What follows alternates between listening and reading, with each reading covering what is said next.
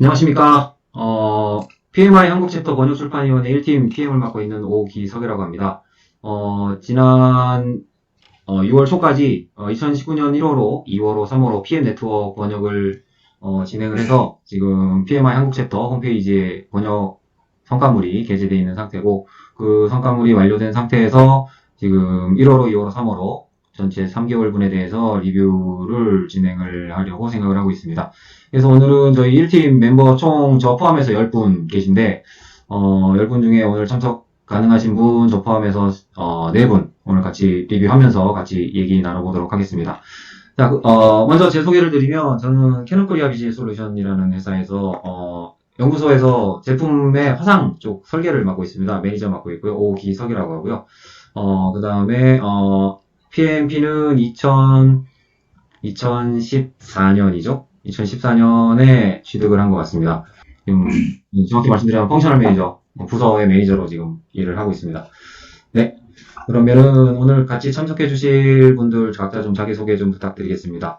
네. 먼저 우리 번역출판위원회 위원장님 되시는 김상현 PM님 오늘 같이 해주셨습니다. 김상현 PM님 자기소개 부탁드리겠습니다. 안녕하십니까. 김상현입니다. 저는 그 한국 PMI 챕터 번역출판위원장을 맡고 있고요.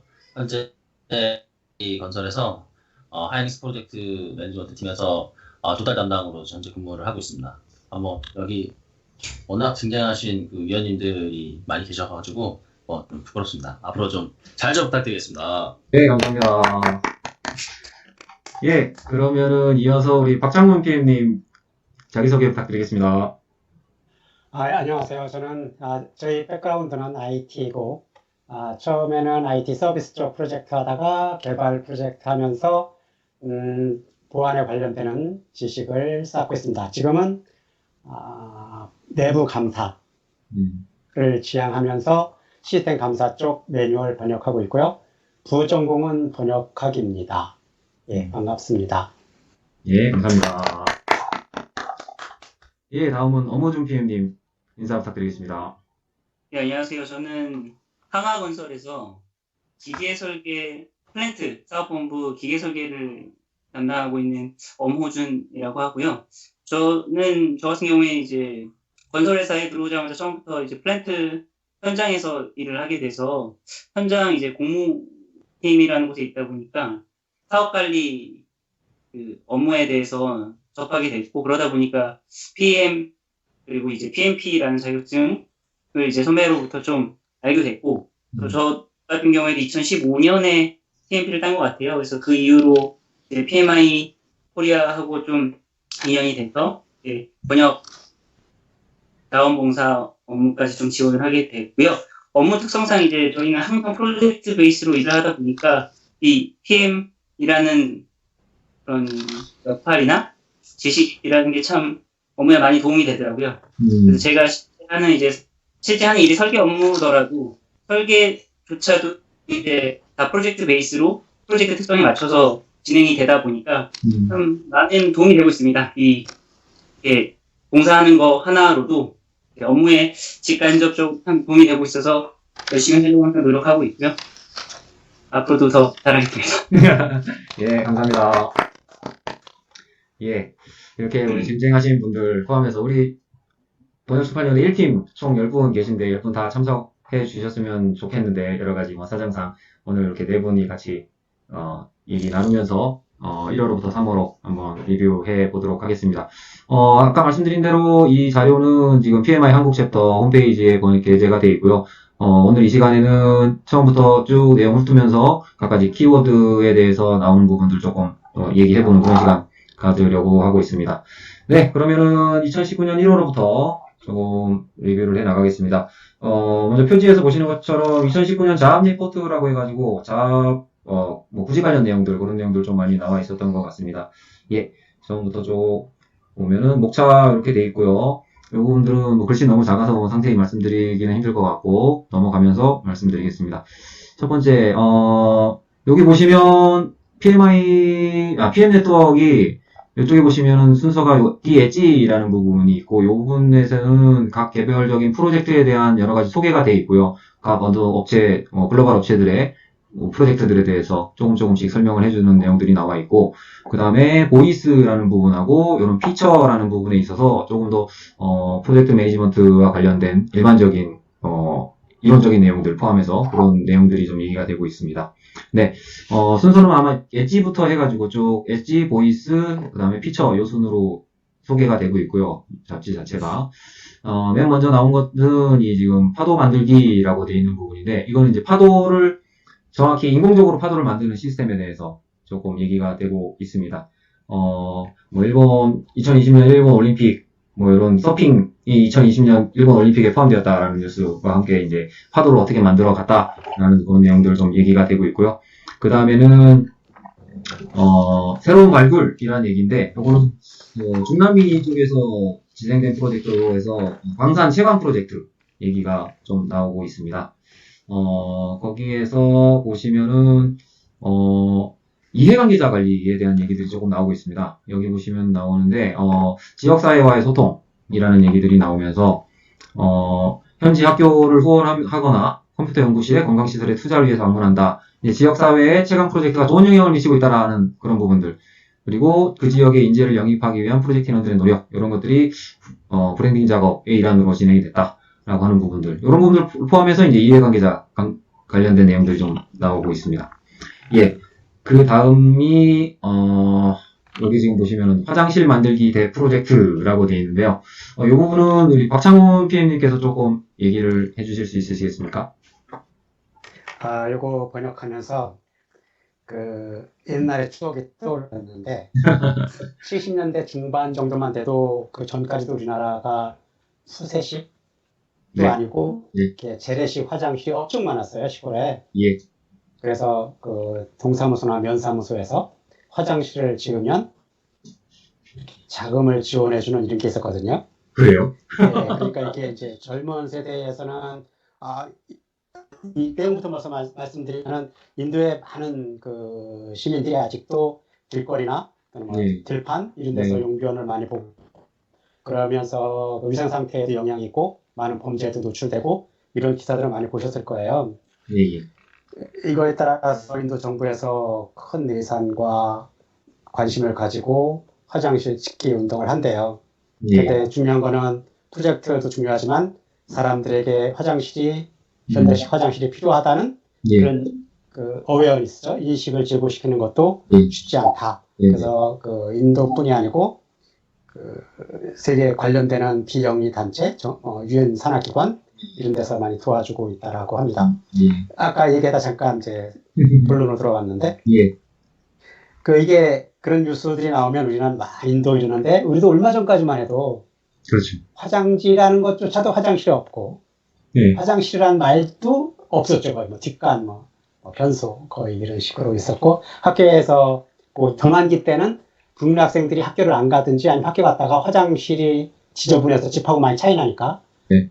응아를 안 하고 집까지 막 오고 애들이 뭐 문제가 생겼었고 암이하고 이런 추억이 얼마 전이었어요. 아주 근래. 예, 예. 근데 최신에 많이 바뀐 거지. 네. 예, 어쨌든 뭐 의미 있는 한번 옛날 생각을 해보게 하는 그런 기사였습니다. 예. 여기 아마 영화도 요거 있죠. 요 영화가. 예. 뭐 젊은 신부를 데려오기 위해서 이 신부가 이 남편 될 사람한테 화장실 안 지어주면 시집 안 가겠다. 뭐 이런 식으로 해갖고 화장실 막 짓고 했던 막 그렇게 좀 본 것 같습니다. 영화에 대해서는.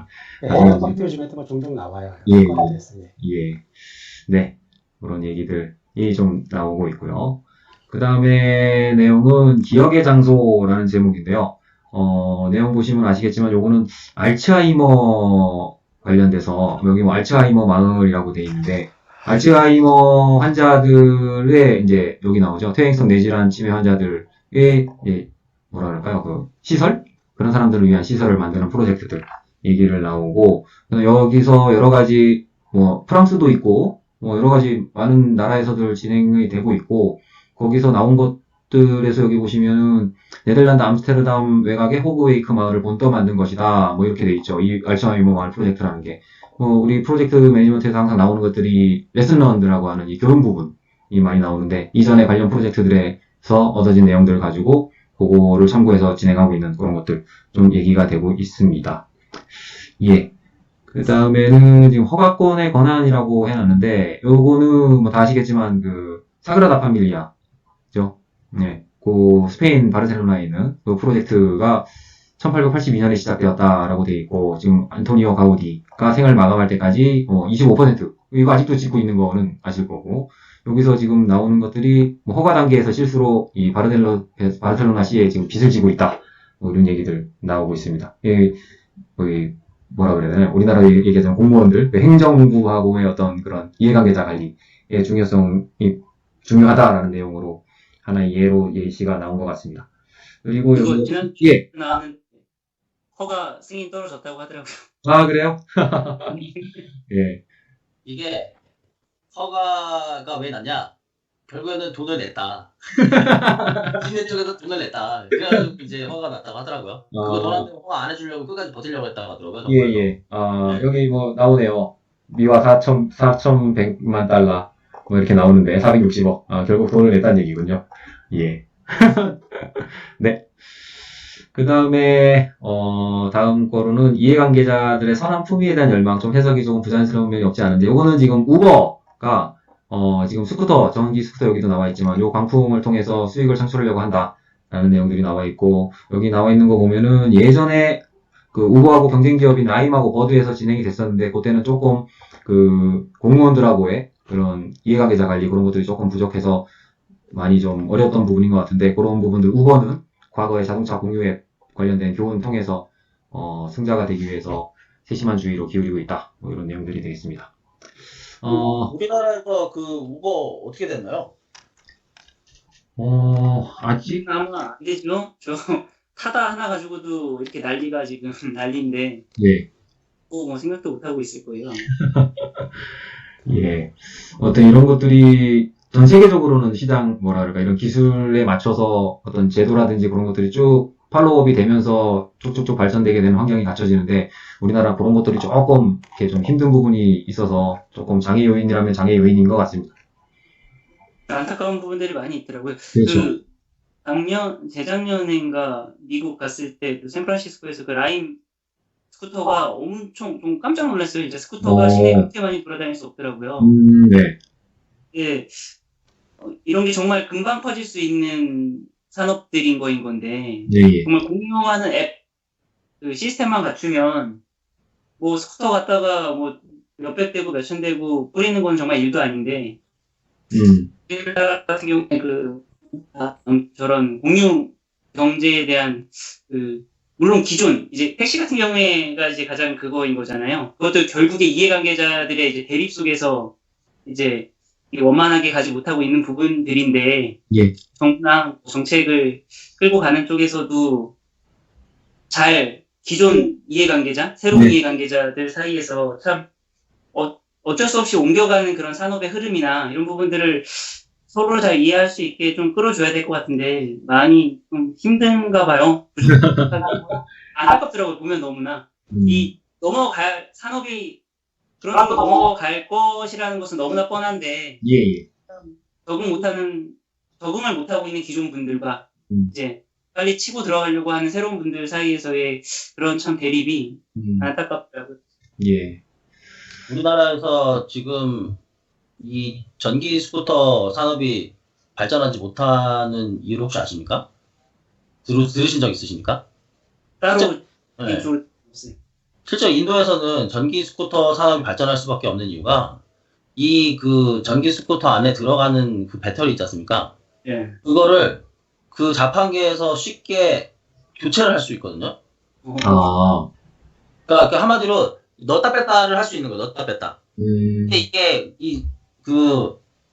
오토바이에만 적용되는 게 아니라 스쿠터에만 적용되는 게 아니라 차에다도 이걸 할 수 있어요. 실제로도. 가능하겠죠. 그렇죠.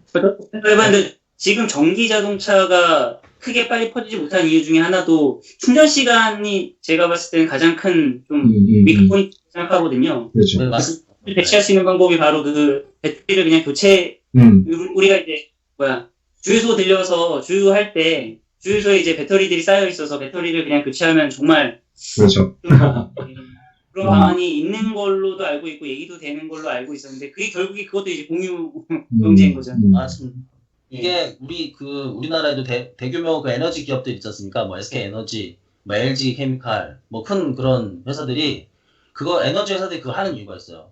왜냐면 오일가스 시장이랑 이 전기 그 파워 제너레이션 시장이랑 두 개를 잡고 있는 거예요. 그 자동차 제조사와 함께. 그러니까 이게 빨리 퍼지지 못하는 거예요. 자연스럽게 천천히 넘어가려고. 왜냐면 매출에 타격을 입으니까. 그렇죠. 네. 우리는 이미 다 알고 있어요. 그렇게 될 거라는 거를. 근데 그게 갑작하게 변혁이 오는 게 아니라 차츰 천천히 젖어들게 만든다. 하지만 지금 한꺼번에 확 바꿀 수도 있는 상황인데 사실은. 그렇죠. 네. 근데 이게 뭐가 걸려있냐면 정부에서는 이 세금 문제가 있는 거예요. 음. 오일에 세금을 엄청 때리고 있는데 세금이 안 거치는 거예요. 이걸 하게 되면. 그러니까 정부 입장에서는 한꺼번에 바꾸면 세수에 엄청난 타격을 받을 거다. 아직 그 세수를 걷어들이기 위한 새로운 시스템에 근데 세금 시스템이 없는 상황인 거잖아요.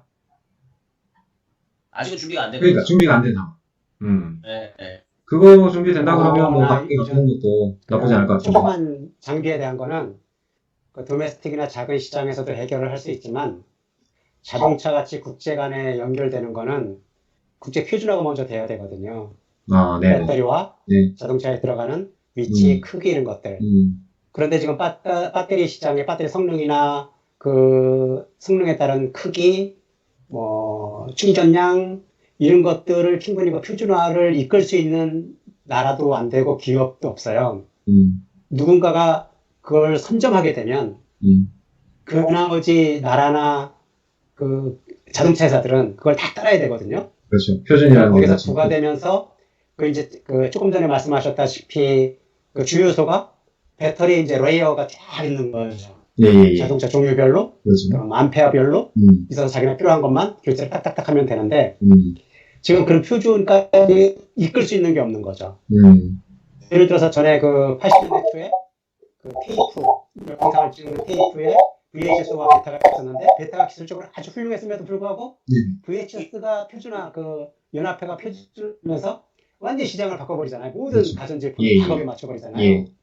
그때 한국도 다른 모양을 막 추구하려고 했지만 그렇게 망설일 때 누군가가 치고 나가서 표준화를 베타가 더 좋은데도 VHS 성능이 나중에 표준화가 됐잖아요. 그렇죠. 그러면 지금 뭐 세무 얘기도 하고 막 했는데 그걸 도메스틱으로만 볼 게 아니고 뭐 ISO나 아니면 이런데 뭐 기타 등등 표준화 쪽으로다가 성능이 좀 안 되더라도 먼저 기준을 확립하는 게 좋지 않을까. 제 생각엔 아마 영국의 그 표준협회가 있거든요. BSI. 걔네들이 치고 나오지 않을까 하는 생각이 들어요. 왜냐하면 지금 유럽의 그 프라이버시법 GSTR, GDSR 뭐 있잖아요, 그거. 그것도 거의 지금 영국 표준이거든요. 영국이 EC에서 탈퇴했지만 그 표준은 영국이 다 지금 교육이고 뭐고 다 영국이 지금 점유하고 있다고. 그러면 아마 그런 거를 먼저 선점하는 게 중요하지 않을까. 그리고 얘가 이제 도로에서 못하는 거는 그 공무원들 저것도 있고 뭐 여러 가지 있지만 교통도로법에 전제가 있어요. 음하차라고 해가지고 자전거도 차길을 갈 수 있지만 엔진이 있는 거, 모터가 있는 거는 인도에 들어갈 수가 없어요. 예, 그러면 뭐 길가라든지 한강변이라든지 여의도도 공원 지나가는데 이거 걸리면 벌금 물거든요. 벌금은 과태료.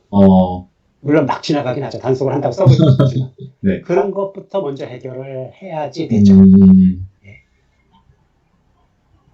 뭐, 요 부분은 뭐, 계속, 얘기도 뭐, 뉴스에서도 많이 나오는 것들이, 그런 기술이고 신제품들이 막 나오는데, 그걸 뒷받쳐줄 만한 시스템이 아직 준비가 안 돼 있다라는 얘기들 많이 나오는 게, 방금 말씀하시는 그런 부분들인 것 같습니다. 그 결론은 그걸 해야 돼요. 딴 나라나 다른 데서 먼저 한 거를 따라갈 것인지, 우리가 그걸 리드할 것인지, 그건 선택이죠. 근데 이게 결국에 저희가 알고 있는 이제 프로젝트 매니지먼트랑 관련을 조금이나마 이제 제 생각에서 지어보자면 결국 이해관계자들 간에 조율이 안 되는 것 같더라고요. 누군가 좋은 선의를 가지고 해보려고 해도 되는 것 같더라고요. 그래서 그 매니지먼트를 사실 예를 들면 지금 이 공유 자동차나 공유 뭐 스쿠터들의 이제 매니지먼트를 누가 해야 되냐, 결국 정부가 해줘야 되는 거인 거고 하는데 참 못하시는 것 같아요. 다 빨리 PMP 따시라고 하셔야 돼요. PMP도 PMP지만 아까 뭐 표준 얘기하신 것처럼 거의 뭐 정부 기관도 있지만 이 사업체들이 표준을 잡으려고 많이 노력들 하잖아요. 그러다 보니까 이제 그 사업과 관련된 그런 이해관계가 또 엮이다 보니까 말씀하신 그런 협의나 이런 것들은 상당히 어려운 부분이 있는 것 같습니다. 공무원은 선도할 수가 없어요. 그 조직상도 그렇고 속성상도 그렇고 결국 산업군과 산업에 속한 사람들의 인식이죠. 네. 제 생각은 그래요. 인식과 노력, 또 뭐 리더십, 것들이. 예. 부분에 여러분들은 대해서는 진짜 뭐 정말 되게 중요하잖아요. 사실 우리한테 당장 저만 봐도 저는 하루에 150km씩 운전해서 출퇴근하는 사람이라서 이게 만약에 산업이 바뀌어가지고 그렇게 교체가 가능해진다면 자동차 배터리가 그러면 저한테는 엄청난 플러스 알파로 올 거란 말이죠. 그렇죠. 네. 실제로도 그러한 노력이 있지만 아직까지는 지금 이 내연기관이 잡고 있기 때문에 그거에 대한 막강하죠. 예. 시간이 아직까지 많이 필요하다. 그런 생각이 듭니다. 지금 막강한 파워를 갖고 있는 그쪽에서 전기 자동차 쪽으로 많이 돌아선다 그러면 이제 또 바뀌어지겠죠. 그 흐름이. 예. 그렇습니다. 예. 자, 저기서 좀 얘기를 많이 나눴고요. 자, 그 다음에는 뭐 익숙한 얼굴이라고 나오는데 여기서는 요즘 좀 얘기는 좀 됐죠. 얘기는 안면인식 시장이 많이 나오고 있습니다. 요즘 뭐 CCTV도 많이 일반화돼 있고 그런 부분들이 있어서 얼굴 인식과 관련된 내용들이 얘기가 나오고 있고요. 많은 얘기들 세븐일레븐에서 태국 내 얼굴 인식을 적용했다 뭐 이런 얘기들 나오고 있지만 여기서도 마찬가지로 우리 이번 호에서는 왠지 이해관계자 관리 이런 것들이 포인트인 것 같습니다. 여기서 나온 것들은 결국엔 여기서 이해관계자라고 하는 건 이제 그 시스템을 설치하려는 측하고 그 시스템에 찍히는 사람들, 자기 프라이버시의 문제가 되기 때문에 그런 것들의 동의 문제라든지 보안과 관련된 그런 부분들이 좀 많이 필요하다. 그런 얘기들이 많이 되고 있습니다. 예. 델타항공 같은 경우는 이런 생체인식 스캐너 그런 것들을 포함해서 탑승 수속을 많이 줄이는 그런 효과를 보고 있다라고 되고 있어서 이런 것들 앞으로도 많이 이런 테스트를 통해서 좀 더 안면인식 시장이라 그럴까요? 기술이라 그럴까요? 이런 것들이 많이 활성화되지 않을까라는 내용으로 얘기가 되고 있습니다. 그 사실 이 분야는 그 하드웨어 기술은 그 칩 기술은 미국이 엄청 앞서 있고요. 네. 그 얼굴 인식이나 이거는 중국에서요. 거기서 이제 탑을 끌고 가는데 지금 현재 상황에서는 기술의 문제가 아니고 조금 말씀하셨지만 뭐 제도적인 거, 프라이버시라든지 네. 보안이라든지 이런 네. 것도 중요하고 더 중요한 건 지금 기술을 충분히 그 활용할 수 있는 비즈니스 어플리케이션을 얼마큼 만들 수 있느냐. 지금 기술은 아주 성숙되어 있거든요. 예.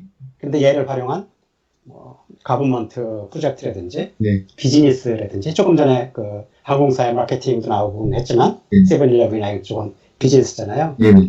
얘 가지고 이제 할 수 있는 게 워낙 많은데 그 조금 전에 말씀하신 것처럼 이제 그 제도적, 예. 법률적 이런 게 이제 서포팅이 안 되니까 비즈니스에서 나갈 때 발목이 잡히는 거죠. 예. 합의 사항도 매우 중요하거든요. 지난달에 아시아 프라이버시 포럼이 열렸었어요. 그래서 한국을 비롯해서 동남아시아에서 뭐 중국, 일본 맞나? 뭐 말레이시아, 싱가포르, 뭐 홍콩 쫙쫙 왔는데 아까 유럽 GDPR이구나. 그 GDPR을 기본으로 해서 또 OECD에서 그 프라이버시 관련되는 기준 프린서플을 또 발표했어요, 지난달에. 그래서 그런 걸 베이스로 해서 수많은 나라의 그 글로벌한 표준이 있고 뭐 받아들이는 게 있지만 중요한 거는 이런 거는 이제 그 저레딕션 사법제도권 내에서 얼마큼 잘 만들고 잘 적용하냐가 지금 핵심인데 그 베이스가 안 되면 아무리 이게 기술이 나가고 응용이 된다 그래도 적용까지는 좀 힘들 것 같아요. 그래서 여기 그 델타항공이나 세븐일레븐에서는 어떻게 그걸 바로 적용했는지 모르지만 그 걸려들 수 있는 법적인 요건이 진짜 엄청 많아요. 엄청 많죠. 네. 예, 거의 뭐 진짜 그거 합의가 안 된다면 예, 진짜 힘들어요.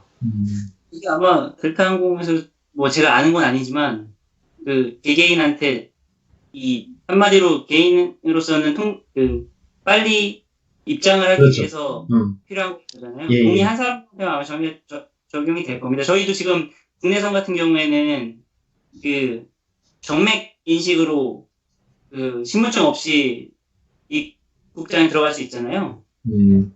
그런 것도 제가 사전에 등록을 하고 사전 동의를 다 하고 뭐 이 서약서 같은 거 쓰고 해야 이제 되는 거인 거더라고요. 그래서 아마 원하는 사람한테만 적용되는 기술일 거예요. 아직. 예. 저희 현장에는 현장 안으로 들어가려면 정맥 인식으로 들어가야 돼요.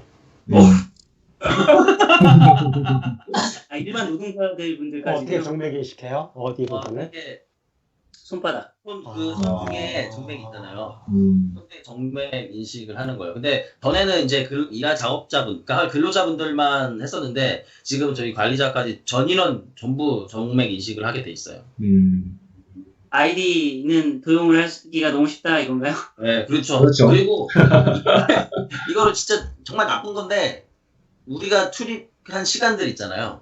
그거를 너무나도 세세하게 관리하겠다. 왜냐면 그냥 출입증 누구한테 던져주고 갔다 와라 할 수도 있잖아요. 그렇죠. 그게 아니라 정맥 인식은 빼도 박도 못하는 거예요. 네, 정말 그 사람한테 가능하니까. 그렇죠. 네.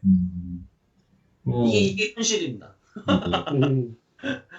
뭐 여기선 정맥인식 뭐 말씀하셨고 뭐 여기선 안면인식 얘기하고 있지만 안면인식 같은 경우도 뭐 이렇게 비전 카메라 비전 지금도 마찬가지지만 안면인식 하려면은 뭐 저로 인식하는 확률도 있고 다른 사람을 저로 인식하는 확률도 있고 이제 이런 정확성의 문제들이 좀 있기 때문에 아까 말씀하신 정맥인식이라든지 뭐 한참 뭐 기술 다 올라와 있는 뭐 지문인식이라든지 뭐 그런 것들 많이 있는데 이런 것들이 구현을 하려고 해서 기술적으로는 구현이 되더라도 아까 얘기 나온 것처럼 정말 그 사람과의 동의, 프라이버시에 관련돼 있기 때문에 그런 것들이 먼저 해결이 안 되면 실제 적용하는데 너무 큰 어려움이 있더라고요. 물론 사법기관은 동의가 필요 없는 부분들이 있죠. 예를 들어 범죄자를 잡는다든지 또 그 가출 또는 미아들 네네. 또 미아가 세월이 지나서 어른이 됐으면 옛날의 모습을 변한 걸 알 수가 없잖아요. 네네. 이런 것도 요즘은 다 잡아낼 수 있거든요. 예, 나오더라고요. 그런 데는 이제 그런데 활용할 수가 있고 또 뭐 마케팅 아까도 잠깐 얘기했지만 동의가 필요한지 안 필요한지는 모르지만 요즘에 휴대전화 이동 같은 거 다 잡아낼 수 있거든요. 우리 뭐 가게를 어디다 만들고 그럴 때 거기에 연령대 사람 남녀 몇 연령대 어느 사람들이 몇 시 타임에 어느 정도 이동하는지 이런 거 다 잡아내거든요.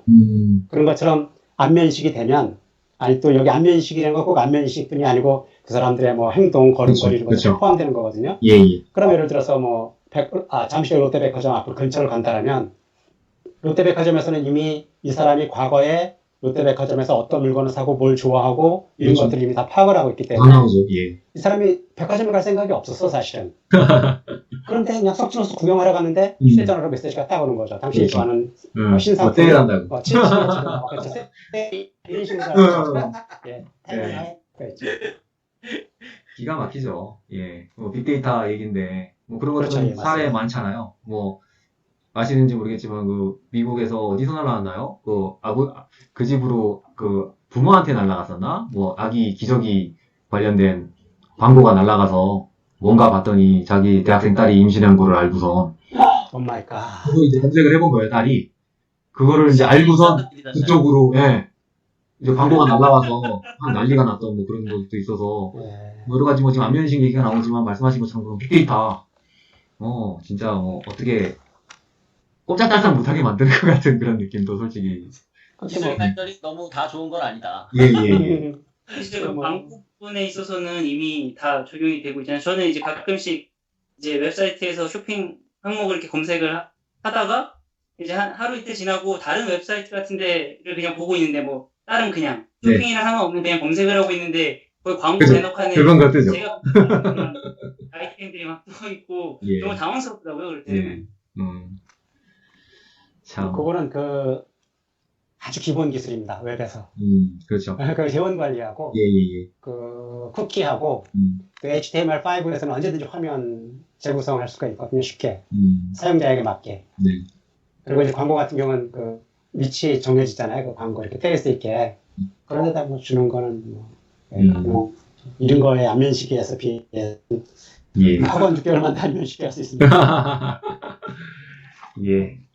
그렇습니다. 조금 뭐 안면인식도 나오고 아까 뭐 여러 가지 광고 이런 얘기도 했지만 조금 기술 발전되고 그런 것도 좋긴 한데 여기서도 계속 얘기되고 있는 프라이버시 문제 그거는 조금 많은 고민, 고려 이런 것들이 좀 필요한 그렇죠. 예. 것 같습니다. 맞습니다. 예.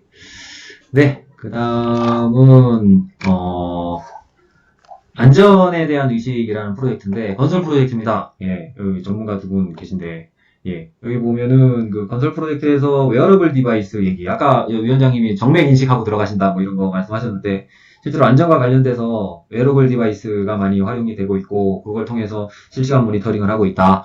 그런 데 있어서 아직까지 많이 보급은 되고 있지만 센서들이나 이런 것들 성능 입증이 필요하다. 뭐 이런 얘기들이 좀 되고 있습니다. 이거 관련돼서 위원장님하고 엄호준 PM님 하실 말씀 많이 좀 있으실 것 같은데 어떠십니까?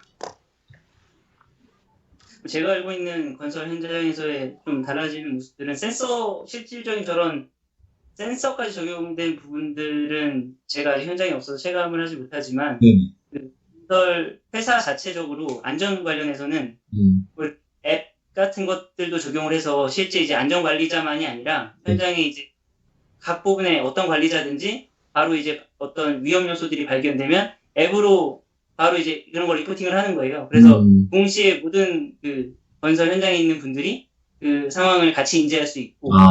정보 공유가 실시간으로 거의 되는 상황이네요. 그렇죠. 그렇게 되더라고요.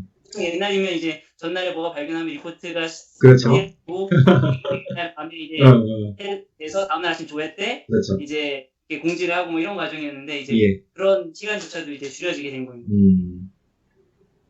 네, 그럼 뭐 근데 저는 이제 건설 쪽은 아니지만 네. 제가 간접적으로 경험한 거에 의하면 지금 말씀하신 거는 사건이 일어났을 때 사건을 얼만큼 빨리 인식하고 그에 대한 교정을 할 수 있는 기회를 갖는 게 많이 향상됐단 말씀이잖아요. 예. 근데 중요한 거는 저는 예방이라고 생각하는데 여기도 사진도 있지만 요건에 대해서 제가 이제 그 한 3-4가지를 얘기를 하면 보통 북미에서는 이 건설 현장을 비롯해서 우리가 그 노가다성 일, 뭐 네. 창고직이라든지 예. 또는 뭐 어쨌든 육체가 필요한 데는 몇 개의 자격을 서티피케이션 꼭 있어야 돼요. 예를 들어서 fall protection이라 해서 자기 가슴보다 큰 위에서 떨어졌을 때 관련되는 거, 고리를 어떻게 하고 어떻게 올라가고 이런 것들에 대한 최소 이틀 이상 교육을 받아서 그런 거 있어야 되고 또 confined space라 해가지고 그 폐쇄된 공간 가끔씩 우리 왜 그 맨홀에 김씨가 들어갔는데 안 나오니까 그렇죠. 김씨 무슨 일이야 그래서 최씨도 들어가고 그렇죠. 박씨도 들어가서 때려 죽는 거 있잖아요. 이게 confined space거든요. 폐쇄된 공간에 어떤 게 있을지 모를 때는 꼭 개인마다 장비를 그 작업 여건에 따라서 장비를 보유해야 되고 그 마스크 같은 걸 가지고 들어가야 되고 누가 안 나오면 바로 자기 상위 관리자한테 얘기해서 그런 프로시저 절차가 있는데 그런 게 없던 것 같고 또 그 위험물 관리라는 게 있거든요. 그게 위니스인가? 해가지고 저런 데 있으면 이제 여러 가지 황산을 쓸 수도 있고 뭐 여러 가지 있잖아요. 뭐 화재 위험 있는 것도 있고 뭐 우라늄에 관련되는 것도 있고 이런 기본적인 서티가 있어야지 건설 현장이나 그 육체가 관련되는 작업 현장에 파트타임을 하려도 그런 게 있어야 되는데 그런 게 없다는 게 아쉽고요. 또 하나는 여기 이제 그림에 있는데 여기 헬멧이 있고 조끼가 있고 이 사람이 또 장갑을 꼈어요.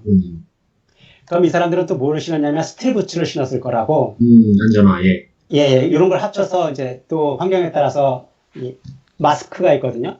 요걸 PPE라 해서 Personal Protection Equipment라 해가지고 이런 거 일하는 사람들은 다 자기가 그걸 갖춰야 돼요. 좋은 회사는 이걸 산 영수증을 주면 그런 식으로 하지만 그렇지 않은 회사들은 중소기업들은 다 갖춰야 되는데 그 아까 얘기했던 그 서티피케이션 이런 것들은 예방할 수 있는 거잖아요. 미리 그렇죠. 인식을 제고하고 그리고 PPE 같은 경우는 안전을 위해서 가끔씩 기사 보면 뭐 회사에서 지불해야 되는 어떤 뭐 안전 장비가 없어서 아까 그 젊은 친구가 사망하는 그런 사건들의 뉴스가 가끔씩 나거든요. 그러면 좀 조금 좀 아깝다. 아까운 게 아니라 그 뭐지? 안타깝다. 이런 서티들이나 어떤 안전 관련 사항들이 뭐 중소기업이나 소규모 현장인 경우는 뭐 제가 거의 파악을 하고 있지 못하지만 최소한 국내에서도 플랜트 산업 현장은 100% 거의 다 적용이 되고 있어요. 예, 그렇군요. 이런 예를 들면 스카폴딩, 기계 작업할 때도 다 서티가 있어야 그거를 할 수 있고 그 서티를 있는 사람만 그런 작업을 해놓고 비계에다가 표시를 해놔야 그 비계를 이용할 수가 있고. 네. 그럼 그래서 저는 이제 PPA 저런 건설 현장에도 네. 뭐 조그만 아파트를 짓는다든지 빌라를 짓는다든지 뭐 길거리에 저거란 공사를 한다든지 이럴 때도 저런 게 적용이 됐으면 좋겠다는 생각이 들어요. 네. 예. 재밌는 거 하나 알려드릴게요, 제가. 네. 제가 우리 출입증이라고 하잖아요. 목에 걸고 다니는 거. 네. 거기 이 출입증을 끼우는 게 있잖아요. 끼우는 거. 예. 케이스, 사원증 케이스 같은 거. 예. 예. 근데 여기 이런 제가 거야. 있는 그 사원증 페이스에 뭐가 있냐면 GPS가 달려 있어요. GPS가 달려 있고 만약에 그래서 제가 이제 작업을 하러 공동에 들어갔는데 이 사람이 일정 시간 동안 움직이지 않았다. 워닝이 갑니다. 와, 그거 대단하네요. 예. 이게 꼭 제가 있는 현장뿐만 아니라 많은 현장 이런 근로자들한테만 작업자분들한테만 반영되는 게 아니라 예. 이게 예를 들어 어떤 특정한 사람이 매일 똑같은 그 방향으로 출퇴근을 하는데 네네. 갑자기 어느 날 그 특정하지 않은 방향으로 퇴근을 했다. 그러면 감사팀에서 너는 왜 그쪽으로 퇴근을 했어? 하고 나중에 감사할 때 물어본다는 거예요. 몇 며칠 몇 시에 너는 왜 맨날 걸로 퇴근하는데 왜 이날은 하필 그날로 퇴근을 했어? 왜 그런 거야? 뭐가 있는 거 아니야? 이런 질문을 한다는 거예요. 그게 감사해서 이제 레드 플래그라 해가지고 적색점 보거든요. 정상적이지 않은 행동을 할 때는 부정의 소지가 있을 가능성이 있다. 그래가지고 주의 깊게 보죠. 제가 그 내부 감사사입니다. 감사의 거를 찍는다고 하더라고요. 그러니까 이게 그 쉽게 말해서 선수 보호 차원에서 그걸 하는 것도 있지만 그렇죠. 직원들을 감시하는 기능이 있다는 거예요. 네. 뭐 기술적으로 구현은 돼 있는데 그거를 어떻게 쓰느냐 문제잖아요. 그렇죠. 좋은 기능이지만 예. 이것을 되게 그러니까 오너 입장에서 이제 하는 거고 예. 근로자 입장에서는 이제 악용당하고 있다고 생각할 수도 있죠. 그러니까요. 네. 뭐 SE 이게 문제긴 한데 모르겠습니다. 아니 뭐 여러 가지 요즘 뭐 솔루션들 많이 나오잖아요. 그런데 전시회 같은 데 가보면 그 직원들이 어느 위치에 있는지를 모니터링하는 시스템 이런 것들도 많이 나와 있더라고요. 그게 도대체 뭘 위한 거냐. 거기서 얘기하는 거는 뭐 생산성 뭐 이런 관리라고 얘기는 하지만 결국은 아까 말씀하신 대로 감시용 아니냐. 감시도 할 수 있으니까. 예, 그런 부분들 뭐 프로젝트 관리에서도 많이 뭐 나오지만 서로 팀원들하고 그 리더의 신뢰가 가장 우선돼야 되는데 그 기능을 어떤 관점으로 쓸 거냐. 그게 가장 큰 숙제가 아닐까라는 생각이 듭니다. 그러니까 이 너무 참 안타까운 게 뭐냐면 내 PC가 일정 시간 동안 움직이지 않아서 작동되지 않아서 그게 나의 팀장에게 워딩이 간다. 어디 미팅하러 갔는데 미리 보고하지 않았다. 그런 것들이 이제 자주 발생하면 이 스텝은 왜 이런 것인지 소명해라 라고 한다는 거죠. 그렇죠. 네. 그러니까 아까 말씀하신 대로 내부 감사와 같이 되는 거죠. 작년에 그 새로운 관리 프로그램을 적용하면서 말씀하신 그대로 되더라고요. PC 마우스나 키보드가 이제 안 두드려지면은 그게 10분인가 20분 이상 되면 자동으로 이게 리코딩이 돼서 뭘 했는지 소명하는 그 리포트를 따로 해야 되더라고요. 와. 그러니까 예를 들면 내가 그냥 관련 서적이나 관련 도면 같은 것들을 그냥 쭉 계속 보기 위해서 했었어도 얘는 그런 걸 모르니까 그냥 리코딩이 돼버리더라고요. 그래서 처음에 그 작년에 10월 조정이 됐을 때 사람들이 많이 당황했었었죠. 이거 뭐 어떻게 하라는 거냐 말 그대로 갑자기 그런 생긴 일 아니면 내가 그냥 도면을 보고 있었던 일 모든 것까지 뭐 이렇게 보고를 해야 되는 거인 거냐 이렇게 말이 많다가 그리고 올해 정식으로 시스템이 적용됐을 때는 그 부분은 빠져버렸는데 이제 할 수 있는 준비가 돼 있는 거죠 시스템상은. 사실은 회사는 하고 있어요. 회사는 하고 있는데 말을 안 할 뿐이에요. 뭐 하나 꽃을 잡고 싶을 때 이제 들춰내시겠죠. 예. 회사는 하고 있다라고 말씀하셨지만 우리 회사는 안 하고 있는 걸로 그렇게 하겠습니다. 예. 네. 많은 말씀 감사드리고요. 그 다음에 이제 보이스 트랙으로, 지금까지는 엣지 트랙으로 실제 여러 가지 프로젝트들 얘기가 됐고요. 이제는 이제 보이스 트랙으로 넘어갑니다. 예, 보이스 트랙 첫 번째 나오는 게 그 인사이드 트랙이라고 그래서 생각의 훈련이라고 번역이 되어 있는데요. 캐나다 국영 철도 기업 캐나디안 내셔널이라는 업체에서, 최고 정보 책임자, 그리고 최고 기술 책임자라는 직책으로, 한 사람과의 거의 뭐 인터뷰? 뭐 그런 같은 내용이 나와 있습니다. 예. 그 다음에 여기 스몰 토크 쪽에서 이제 방금 말씀드린 뭐 인터뷰나 이런 것들 내고 있는데, 프로젝트 관리자가 반드시 갖춰야 될 한 가지 기술이 무엇이냐라는 거에 대해서 이제 리더십이다라고 지금 얘기를 하고 있습니다. 리더십, 우리 PMP에서도 뭐 많이 나오고, 리더십을 어떻게 발휘할 거냐, 이런 것들에 대한 얘기들이 많이 나와 있는데요. 그런 것들 좀 얘기되고 있습니다. 네. 다음에, 다음으로는, 보이스 쪽의 프로젝트 툴킷이라고 해서, 이것도 좀 해석이 좀 매끄럽지 않은데 잘 이게 어려울 것 같아요. 우리말로 바꾼다라는 것이. 초보자의 폭로라고 되어 있는데, 조금 PMP의 초보자로서 자기의 어떤 그런 어려웠던 거, 힘들었던 거, 그런 것들을 얘기하는 그런 자리인 것 같고요. 요 자료가 여기 보시면 뭐 경력 시작하는 데 있어서, 이제 PM을 시작하는 데 있어서 가장 큰 실수, 그런 것들은 뭐였냐라는 것들을 이제 프로젝트 관리 커뮤니티에 질문을 해서 그 내용을 여러 PM들이 얘기해준 내용이 정리가 되어 있는 내용입니다. 유연함의 실패라고 나와 있는데 여기 보면은 우리 일정 같은 거 짤 때 처음부터 너무 완벽한 일정을 잡으려고 집착하는 거, 사실 일정이라는 건 그때그때 상황, 계속 바뀌는 상황이 있어서 그런 부분인데 처음부터 너무 완벽한 것을 조금 추구를 해서 힘든 부분이 있었다. 그 다음에 여기 보면은 모든 것을 배우는 것보다는 PM으로서의 역할은 모든 악기를 연주하는 밴드를 지휘하는 것과 같은 것이다 라는 얘기.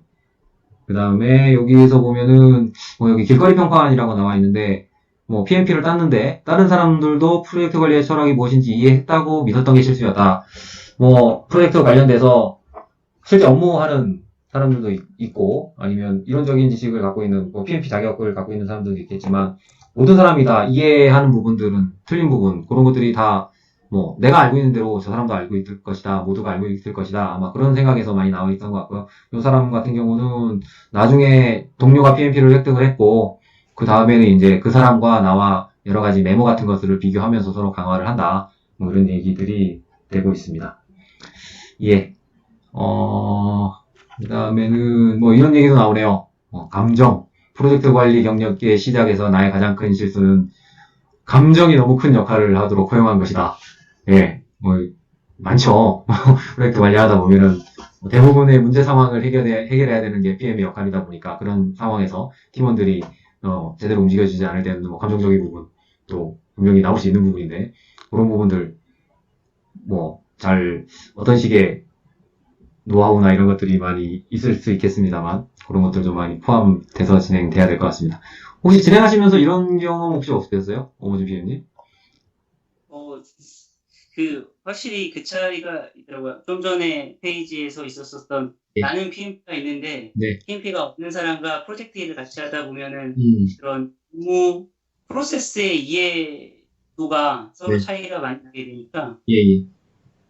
원래 이런 거야 라고 이제, 이런 식으로 좀 진행을 해야 되지 않겠냐라고 말했을 때, 그런 걸 이제 아예 모르고 있는 분과 얘기를 할 때는 네. 힘들어지더라고요. 예, 그렇죠. 이런 것도 해야 되는데 그런 것들에 대해서는 하고 가고 있는 건지 그런 것도 좀 궁금하고 거기서 또 얘기해서 풀어나가자고 하니 또 일정이나 이런 것도 해야 될 것도 많은데 그죠? 그런 잡은 업무상으로는 배정은 안 돼 있고 그런 부분들도 좀 많이 있을 거라고 생각이 됩니다. 뭐 이런 경우 있어요. 저 같은 경우에는 저는 프로젝트 매니지먼트 팀에서만 거의 한 10년 있었거든요. 네네. 보면 예를 들어서 저는 건설회사 다니까 뭐 기계장치팀 있고 배관 기술 있을 거고 뭐 전기 기술팀이 있고 막 이제 펑크션 팀이 있잖아요. 그런 이제 테크니컬 팀들이 있고 그다음에 커머셜 쪽도 따로 있어요. 뭐 팀도 있을 거고 그다음에 뭐 품질 팀도 있을 거고 여러 가지 팀이 있어요. 근데 저 같은 경우는 프로젝트 매니지먼트 팀에 있으니까 그 팀들이 뭘 하고 있는지 제대로 일정에 맞춰서 하고 있는지 막 그런 것들을 이제 모니터링하고 이제 컨트롤 하려고 하는데 말을 안 듣죠. 일단은 얘기를 하는 경우가 있어요. 그러면 이제 회사의 아레나를 펼쳐놓고 자 봅시다. 이거 이렇게 저렇게 해서 당신들이 원래 하는 일입니다라고 해서 보여줘서 그렇게 하면 다행인데 그걸 극구 안 하려고 엄청 노력하시는 분들이 있어요. 그 룰은 아까 아는 따라서 하자는데 왜 안 하냐? 네. 그런 건 다들 있지 않습니까 회사에서? 있죠? 근데 이제 그런 거에 이제 가장 큰 문제점이 제가 좀 이해하는 바는 이 프로젝트에 대해서 내가 하는 부분은 이 프로젝트가 100이라면 1밖에 안 되지만 100이라는 게 있다라는 거를 모두가 다 인지를 하고 있어야 되는데 그 말 그대로 설계팀에 그냥 한 L이든지 서브 L이든지 그 업무만 하는 사람이 그 100을 알려고 하지 않으면은 그렇죠. 아까 말씀하신 그런 문제들이 발생하더라도 내가 왜 난 그냥 내 일만 내가 아는 만큼 하는 거인 건데 이거 더 해야 되는데 뭐 이런 말이 나오고요. 네네. 프로젝트 관련된 사람이라면 조달에 있던 설계에 있던 시공에 있던 매니지먼트에 있던 프로젝트 PM을 다 기본 소양을 갖춰야 될 것 같더라고요. 프로젝트 그렇죠. 업무를 하는 사람들. 예. 꼭 PM이 아니더라도 프로젝트에 관여가 돼 있는 사람들은 아까 말씀하신 것처럼 기본적으로 PM과 관련된 소양은 필요해야지 좀 뭐라 그럴까요? 스무스하게 우리 PM에서 얘기하는 그런 절차라든지 요건이라든지 그런 것들 맞춰가면서 프로젝트가 잘 진행돼 갈 수 있지 않을까 그런 생각이 좀 듭니다. 예. 제 의견은 소양을 갖추는 건 이제 이상적인 케이스죠. 근데 이제 그게 어렵기 때문에 가장 기본적인 컨셉은 용어에 대한 공통적인 네네. 것을 예. 알 수 있는 그것이 기쁜지 무슨 뜻을 하는 거다. 커뮤니케이션 할 때 용어에 대한 공통적인 시각이 있는 게 우선 존재만 되면 그것만 돼도 그 회의 시간이나 또는 뭐 주고받을 때 많이 도움이 될 것 같아요. 예. 제가 PMP 공부하기 전에도 다들 마찬가지겠지만 프로젝트라는 거에 대해서 개발 프로젝트나 여러 가지 프로젝트들은 진행이 되는데 PMP를 공부하면서 실제 하고 있는 업무에서 이게 이런 거구나, 이렇게 저런 거구나 하고 매칭이 되는 부분들이 상당히 많았고 근데 이런 거는 없구나 하는 부분들도 굉장히 많이 있었거든요. 이런 없는 것들을 어떻게 만들어 넣을까라는 것들을 논의가 되면서 지금 박창호님께서 말씀하신 그 전에 매칭이 되는 것들은 이제 용어는 우리 나름대로는 다 같이 쓰고 있는 용어들이 따로 있는 거예요, 다른 말로. 없는 것들은 이걸 어떻게 만들어내야 될까? 혹은 그대로 갖다 쓰는 경우도 있고, 아니면 따롭게 우리끼리의 용어로 다시 만들어서 같은 요소는 있게 만들어줘야겠구나. 예, 그런 생각을 좀 많이 하고 그렇게 좀 진행을 해봤던 적이 있는 것 같습니다. 예. 네. 자, 그 다음에는, 여기는 딜리버리 돼서 끊임없는 변화의 상태라고 하는, 여기서는 지금 아웃소싱이 주로 얘기가 되고 있는 것 같습니다. 예. 아웃소싱, 요즘이야, 한참 됐죠? 외부 아웃소싱의 국내 업체뿐만 아니라 외국 업체들하고 글로벌 프로젝트는 이제 일상적인 게 돼서 그런 것들에 대한 얘기들이 많이 되고 있는 것 같습니다. 혹시 글로벌 프로젝트로 진행하거나 하신 거 혹시 있으십니까? 특별히 없으신 모양이네. 글로벌 프로젝트를 항상 하고 있죠. 저 같은 경우에는 해외 프로젝트를 많이 했거든요. 네네. 하면 뭐가 문제냐면 저는 이제 건설회사 다니다 보니까 건설사가 오너를 하는 경우는 거의 없어요. 대부분 엔드 유저는 상대편 나라의 국영 기업이거나 아니면 월드와이드 글로벌한 PMC이거나 둘 중에 하나거든요. 네네. 그러다 보면 이제 문화적 차이도 있을 거고 또는 생각의 차이라고 할 수 있죠. 그런 것들 때문에 엄청 용어 하나만 가지고도 엄청 싸우는 경우가 있어요. 예를 들어서 미팅 노트를 하나 쓰는데 이거를 바이로 쓸거냐, 포로 쓸 거냐, 그거 갖고도 계속 힘겨루기를 하는 경우가 있어요. 아마 어머주님은 제가 무슨 얘기하는지 알 거예요. 예, 알고 있습니다. 된통 당하더라고요. 된통 당한 경험이 굉장히 궁금해지는데, 갑자기. 어떤 코스트를 이건 너네가 부담할 거야 라는 표현을 영어로 You will be paid by 누구라고 이제 썼는데 네. 그게 정확하게 문을 해석하면 그쪽에서 지불을 한다는 말이 아니라 지불을 요청을 할 수 있다 이런 말로 해석이 되더라고요. 그래서 되게 돈을 요청을 못했었던 경우가 있어요, vendor한테. 정말 그냥 내가 아는 상식선에서 이걸 써야 되는 게 아니라 특히 코스트와 관련된 용어들은 좀 도달 쪽의 조언을 받거나 그렇죠. 전문가의 확인을 받고 이제 예. 진행이 돼야 되겠구나 좀 많이 느꼈었어요. 예. 아, 맞아. 그거 되게 엄청 그 시비한 항목 중에 하나예요. 네. 그래서 저도 예를 들어서 뭐 예전에 이제 게스터비 제너레이션 패키지를 살 때가 있었었는데 그거를 킥오프 미팅만 일주일 동안 했거든요. 예, 마지막에 그 미팅 노트를 이제 다 작성하고 그걸 갖다가 이제 서로 사인을 해야 되는데 지메스랑 있었어요. 지메스가 사인을 안 하는 거. 이거 자기네들 계속 이거 따져가면서 전치사를 계속 따져가면서 싸우는데 제가 그때 얘네 가지 말라고 했어요. 우리 못 가. 나랑 회개 안 하면 못 간다고. 그걸 제가 퇴근해 버렸어요. 열받아서.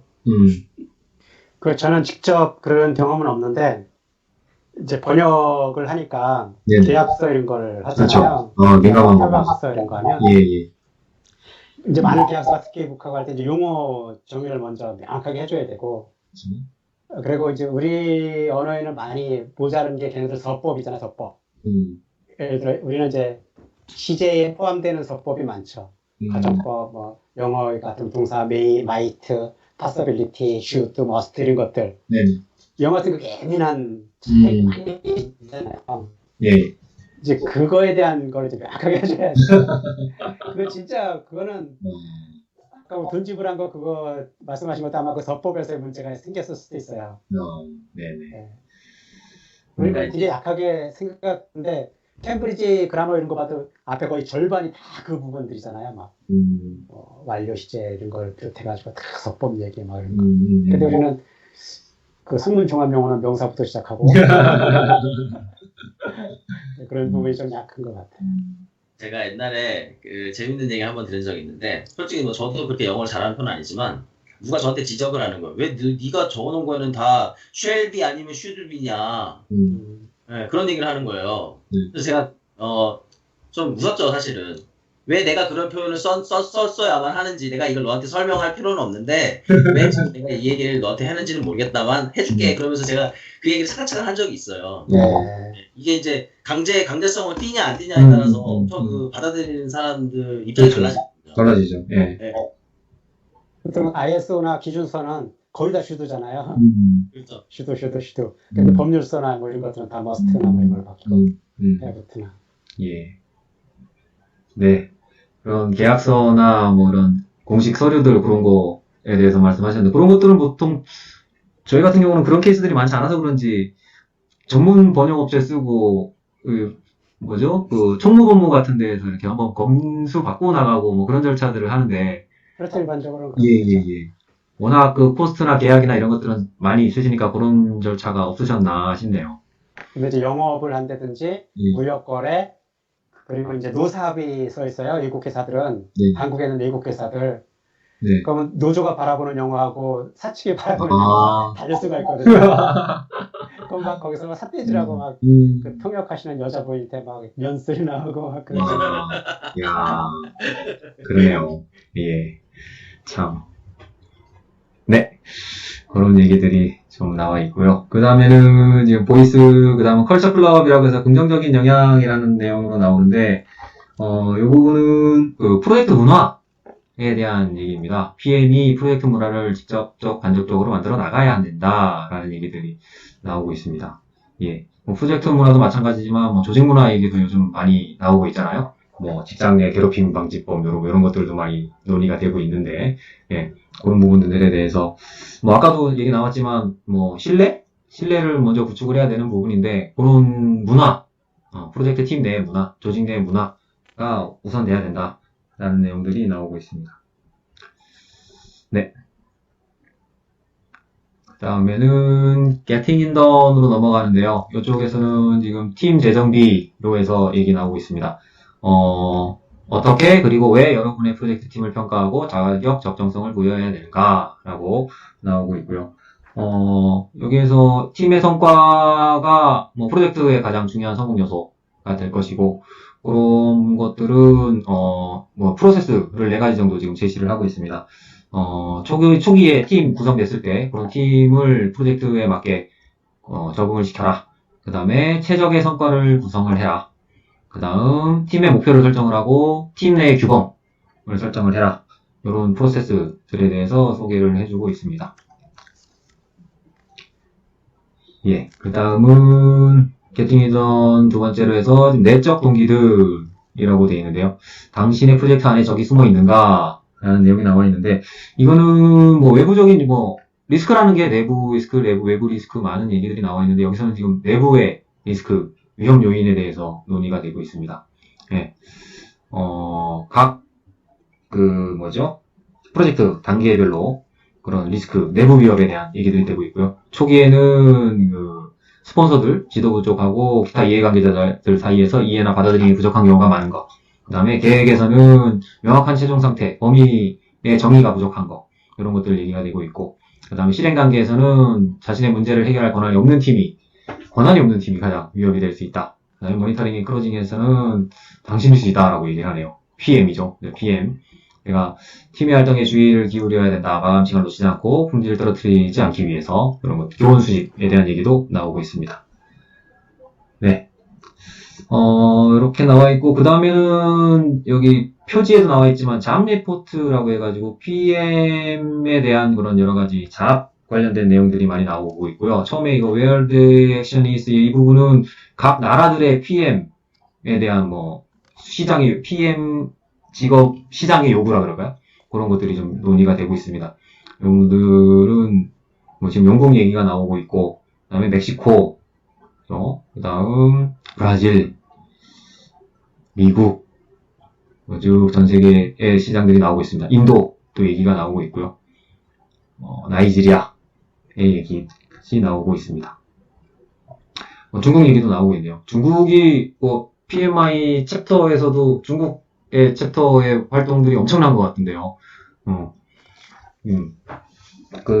PM 네트워크하고 같이 오는 그 페이퍼 있잖아요. 거기에 내용 봐도 중국 챕터의 내용이 굉장히 많이 포함되어 있어서, 워낙 인구도 많고, 지금 기술 수준도 그렇고 많이 올라와 있는 상태이기 때문에 중국의 변화라 그럴까요? 그런 것들은 좀 많이 눈여겨봐야 될 필요는 있을 것 같습니다. 예. 그 다음에 독일 얘기도 나오고 있고요. 예. 재밌는 얘기 네. 한 중에 하나인데, 예. 여기 엄호준 위원님 회사 또는 제가 다니고 있는 회사 그런 EPC가 우리나라에는 대규모 EPC가 우리나라에 몇 개가 안 돼요. 네네. 한 대규모로 우리 생각하는 한 20개 정도라고 생각할 수 있을까요? 중국에는 그거의 100배 정도 있다고 봅니다. 와. 회사 개수 말씀하시는 거죠? 네. 저희라고 하면 안 되고 우리나라가 중국을 그 경쟁자로 생각할 수가 없습니다. 지금 현재로는. 항상 우리는 그 중국산 자재에 대해서 신뢰를 못하고 메이드 인 차이나는 안 돼. 리젝트야. 이렇게 얘기를 하는데 현실은 우리나라는 이제 중국하고의 경쟁이 아니다. 네, 안 되죠. 근데 PM 연봉이 이렇게 낮다고 하잖아요. 3,300만 원 이렇게 된다고 하는데 이거는 전체 산업을 보고 이렇게 얘기할 것 같은데 실제로는 우리나라 그 EPC의 연봉과 많이 차이 나지 않는다. 실제로는. 더 주지 않아요? 더 줄 수도 있습니다. 그거 정확하게 모르겠지만 네. 제가 중국에 계신 분한테 들은 바에 의하면 실제로는 상당히 많이 받는 걸로 알고 있습니다. 비행기 조종사들도 그렇고 반도체 쪽도 그렇고 많이들 이렇게 인재들 뽑아가고 할 때 보면은 그쪽도 돈으로 승부하잖아요. 더 재밌는 얘기는 제가 눈으로 보지 않아서 단정 지을 수는 없지만 네. 반도체 기술자들이 네. 중국 업체에 가서 네. 그분들이 한국말로 회의를 한다고 알고 있습니다. 오. 소문입니다. 그 얘기는 중국말 못해도 갈 수 있다 그런 말씀? 예. 그 유사한 걸 2년 전에 왜 우리 사든가 무슨 이상한 거 네. 뭐 할 때 왜 그것 때문에 중국하고 계약 같은 게 했잖아요. 그렇죠. 알리바바에 8개인가 본부가 있는데 예. 그 중에 하나가 엔터테인먼트 파트가 있어요. 예, 거기서 이제 그 한국 알리바바 국내 알리바바가 이제 2개의 법인이 있거든요. 리테일 쪽에 하나가 있고 뭐 엔터테인먼트나 클라우드, 뭐 자동차, AI 이쪽으로 하나가 있고 그래서 왔는데 이제 연락을 해서 이제 그쪽하고 얘기를 하는데 그러더라고요. 그 우리 KBS에 이제 콘텐츠 일부를 그쪽에서 유통을 시키고 싶어 하는데 관련돼서 중국말이나 이런 거 중국에 대해서 전혀 걱정하지 말아라. 너네들이 서울에서 또는 제주도에서 원하면 자기네들이 기술자고 한국말이 다 잘하는 사람 데리고 와가지고 전혀 불편은 없이 다 해주겠다. 이런 식으로 접근하더라고요. 야, 어떻게든 뽑아가겠다는 얘기네요. 다 맞춰줄 테니까. 만만치가 않아요, 만만치가. 우리가, 예, 아까 위원장님 말씀하셨지만, 마치, 개 한 마리가 개라고 하긴 뭐하지만, 우리가 너무 비하면 심한, 개미가 띠리를 우습게 하는 거와 같이, 우리가 중국을 함부로 그렇게 짱깨라든지, 짝탈시키든지 비하할 만한 그런 위치가 이제 더 이상 아니란 얘기죠. 네, 대단한, 특히 IT 쪽에서의 품질 관리나, 또는 보안, 국제 기준, 또는 감사, 감리 이쪽의 레벨 보면 탑 중에 탑입니다. 예. 제가 볼 때는. 네. 중국은 옛날부터 대단했었죠. 근데 그런 중국 옆에서 아직까지 잘 살아남고 있는 우리나라 대단하죠. 다만 거기 이제 스펙트럼이 넓어서 잘하는 부분도 있지만 못하는 부분은 우리나라는 해결할 부분이 없잖아. 미국에도 거지 있듯이. 네네. 이제 우리가 그런 것만 보고 그게 마치 중국의 전체냐 이제 호도를 하면 안 된다는 얘기죠. 네. 네, 맞습니다. 어머님도 말씀하셨지만 우리 민족이 대단한 민족이죠. 전 세계에서 중국을 얕보는 데는 우리나라밖에 없잖아요. 일본도 우습게 알고. 일본도 어떻게 알고. 네. 대단한 민족. 진짜 재밌는 게 뭐냐면 우리나라 사람들이 특이한 건데 되게 큰 나라들 있지 않습니까? 네. 다 농장 미국도 뭐 진짜? 근데 이 쪽은 사람처럼 죠 필리핀 사람, 베트남 사람, 한국 사람. 이게 왜 이렇게 부르는지는 저도 모르겠는데 다들 그렇게 부르더라고요. 저는 그래도 그런 공통점이 있구나. 다들 좀 이해하십니까 이거에 대해서? 그게 나쁘게 얘기하면 아마 열등의식일 수도 있어요. 그럴 것 같아요. 예. 잠재적인. 우리나라만 있는 속담도 있잖아요. 사촌이 땅을 사면 배가 아프다고. 그런 것처럼 방금 말씀하신 열등감에서 나온 배는 아파. 열등감에서 나온 그런 사상이 아닌가. 큰 나라들에 대해서 낮게 보고 괜히 비하하고 이런 것들이. 근데 그 사이에서 살려면 그것도 하나의 적은 계제 아닌가요, 심리학에서? 우리가 그런 식으로 해도 하면서 버텨나가야지. 네, 맞습니다. 어떡합니까? 내에서. 예. 네. 가까이 있는 나라고 큰 나라고 무서운 나라인 건 사실인 것 같습니다. 예. 그나저나 이 중미 관계가 어떻게 해결이 될지 참 초유의 사태가 벌어지지 않기를. 예.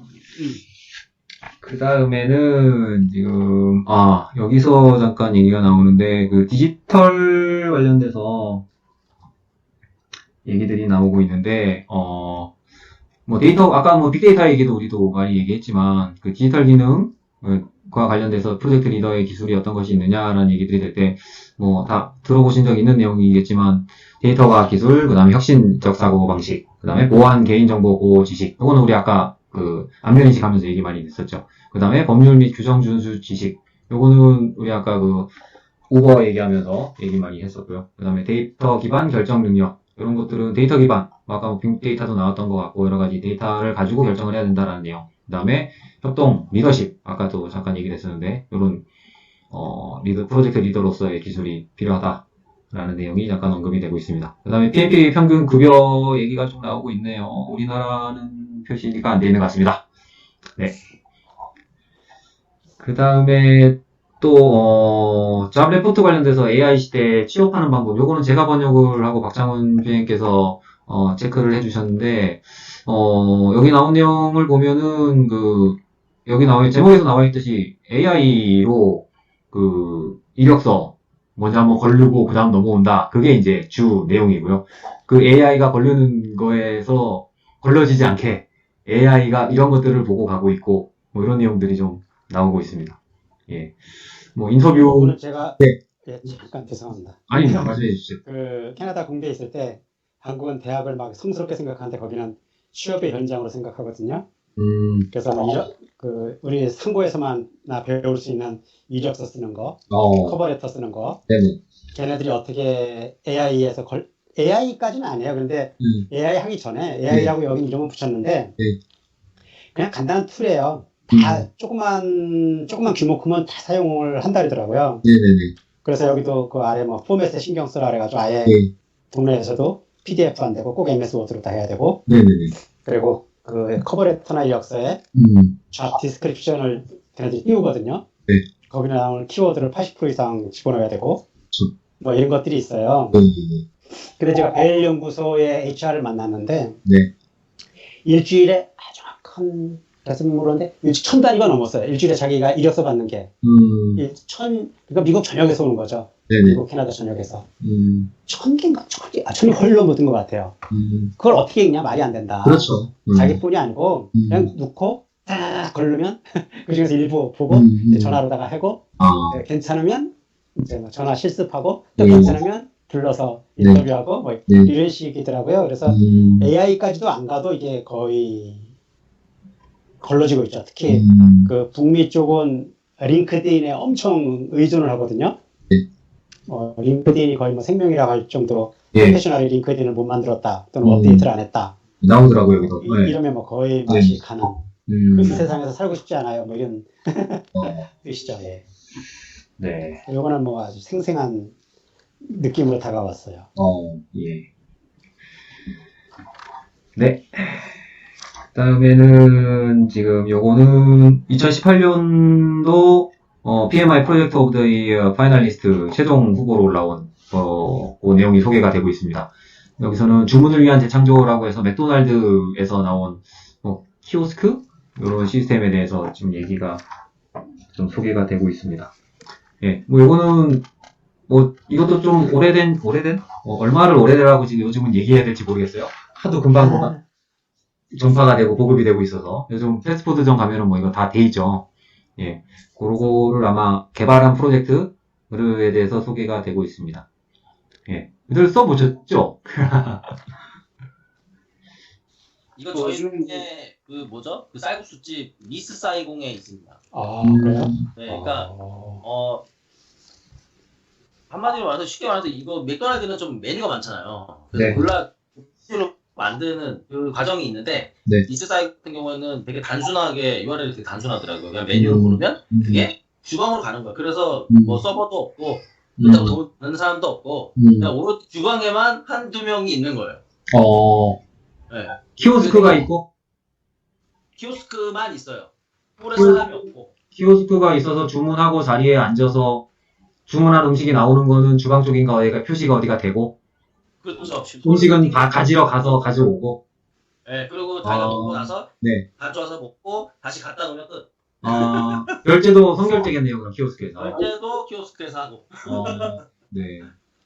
뭐 키오스크도 키오스크지만 얼마 전에 뉴스에서 봤습니다만 중국 같은 데는 뭐 그냥 스마트폰 앱으로 다 자기 스마트폰으로 앱에서 결제하고 주문하고 진짜 아까 말씀하신 대로 그 서비스하는 인원들은 다 주방에만 있고 자기가 가져다 그렇게 하잖아요. 사이렌도 앱으로 그 결제하고 주문하고 어디서 찾겠다고 하고 이것만 가서 하고 그렇죠. 그렇게 하고. 예. 근데 거기 지금 맥도날드 나왔는데 이게 아이러니한 게 중국 맥도날드를 가면 받아와서 먹어요. 근데 안 치워 사람들. 안 치우고 그 치우는 거 전문으로 하는 알바가 있어요. 그래서 안 치우고 그냥 그 탁자에 자기 먹은 거 그대로 널브러두고 집에 갑니다. 네. 그리고 이것도 좀 이거랑 좀 떨어진 얘기긴 한데 지금 간편 결제가 많이 네네. 유행하잖아요. 예, 맞습니다. 우리나라 삼성페이를 제일 많이 쓰고 있고 예. 세계에서 제일 큰 간편 결제가 어떤 건지 아세요? 가장 많은 편을 차지하고 있는 거. 카카오톡입니까? 중국 거겠죠? 카카오? 스타벅스입니다. 스타벅스? 제가 전에 말씀드린 그 사이렌 오더나 스타벅스는 스타벅스 카드로 결제를 하는 경우들이 많이 있잖아요. 네. 그게 간편 결제에서 제일 많은 포션을 차지하고 있다고 하더라고요.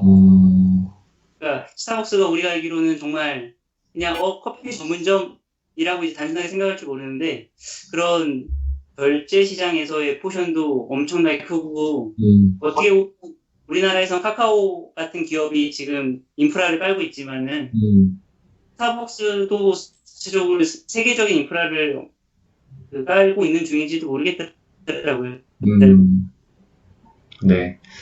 얼마 전에 그 스타벅스가 소송을 당했는데 뭔가 했더니 그 결제 시스템 소송을 당했더라고요. 네. 그러니까 그 엄호준 위원님 말씀하신 그 주문하고 그다음에 그 하는 그 시스템 자체가 처음에 우리나라에서 지금 개발했나봐요. 제가 스타벅스 코리아에서 그 사이렌도 만든 걸 알고 있어요. 그래가지고 그것 때문에 지금 한참 계속 소송을 하고 있나 보더라고요. 네. 뭐 간편 결제 뭐 그런 거에 굉장히 편의성 그런 것들이 부각이 되면서 여러 가지 앱들도 많이 개발이 되고 하는 부분들도 있는데 좀 동떨어진 얘기인지 모르겠지만 왜 블루보틀 얘기 들어보셨죠? 블루보틀이라고 성수동에 1호점 생겨서 뭐 밤새 기다려가지고 뭐 커피 받아 가고 뭐 이렇게 했던 뉴스들 본 것 같은데.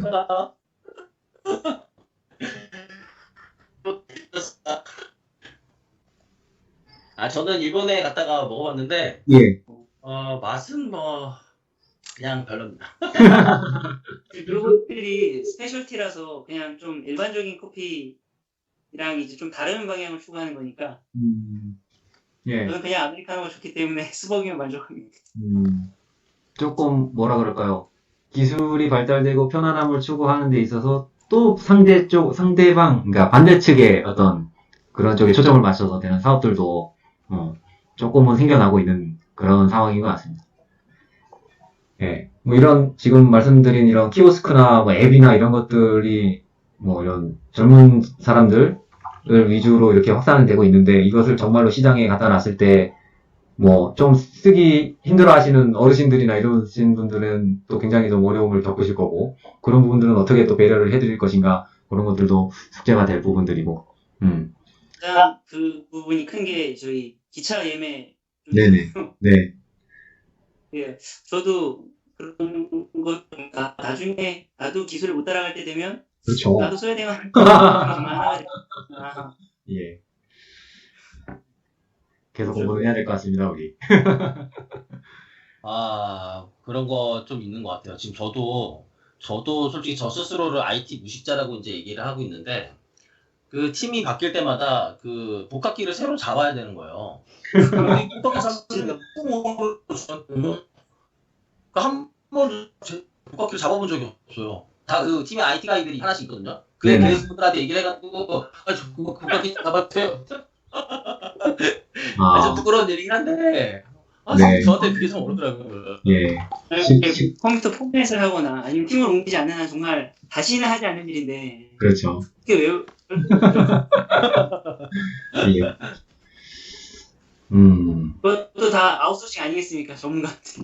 그렇죠. 아웃소싱으로 하시는 걸로. 아웃소싱 할 거. 하면, 네. 예를 들어서, 지금, 전화번호가 있단 말이에요. 거기 전화를 하면, 그, 분이, 지금 제 웹사이트에, 뭐뭐점 입력해서 원격으로 접속하세요. 그러면 그냥. 그렇죠. 원격으로 다, 저기 처리해 주시죠. 네, 맞습니다. 예. 좋은 세상인 것 같아요. 네. 그렇게 되고요. 그 다음에, 지금, 프로액티브 인사이트에서, 적극적으로 확인되는 뒤늦은 깨달음이라는 내용인데, 여기 보면 이제 문서화에 대한 얘기가 나옵니다. 프로젝트 종료 시점, 그 다음에 문서화에 대한 지속 가능 프로세스를 전개를 해야 된다라는 얘기들이 나와 있고요.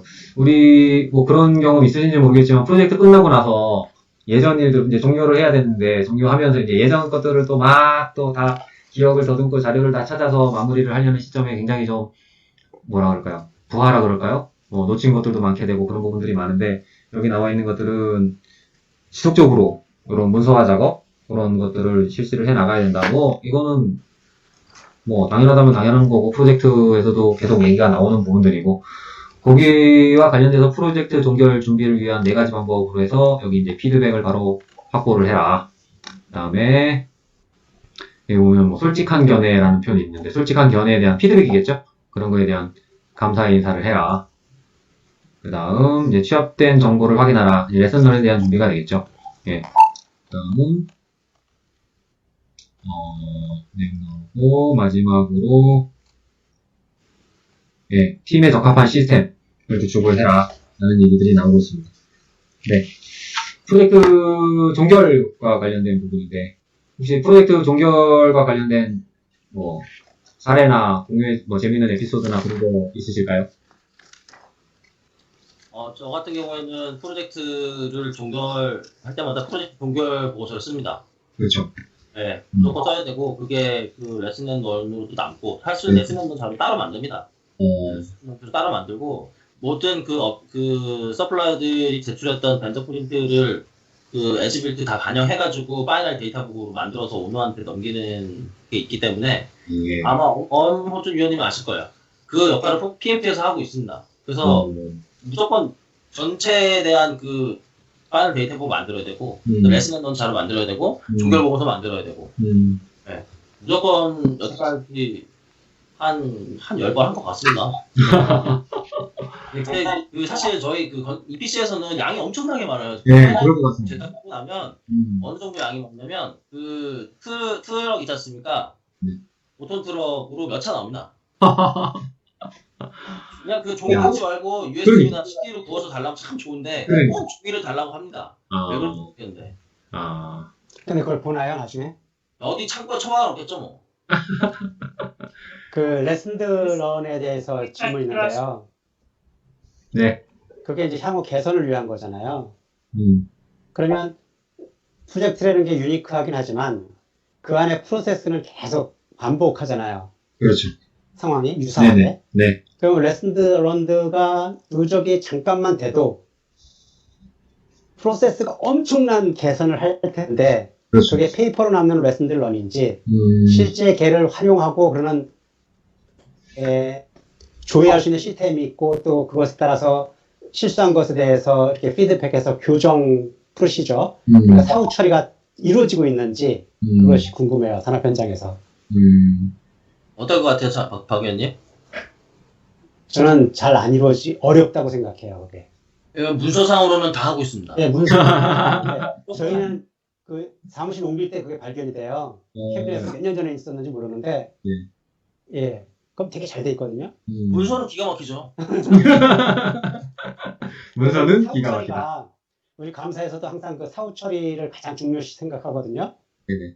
예, 사후 처리해서 교정이 어떻게 됐고, 교정 액션이 끝났을 때, 그 문제가 생겼던 것이 어떻게 반영이 됐는지, 그 후에 프로세스들이 어떻게 개선돼서 조직이나 부서에 그 목적을 달성하는데 얼만큼 효과적으로 반영했는지 이것을 꼭 체크를 하거든요. 네. 근데 프로젝트도 아주 좋은 시스템인데 그것이 다 할 수는 없지만 일부라도 하면서 계속 그것이 누적된다면 조직의 엄청난 프로세스 개선과 성숙도가 높아질 것 같은 생각이 들어요. 그런 것들은 뭐 아까 위원장님도 말씀하셨지만 문서로는 잘 돼 있다. 근데 그 문서가 실제로 적용이 되고 있는지는 실감을 못 하고 있는.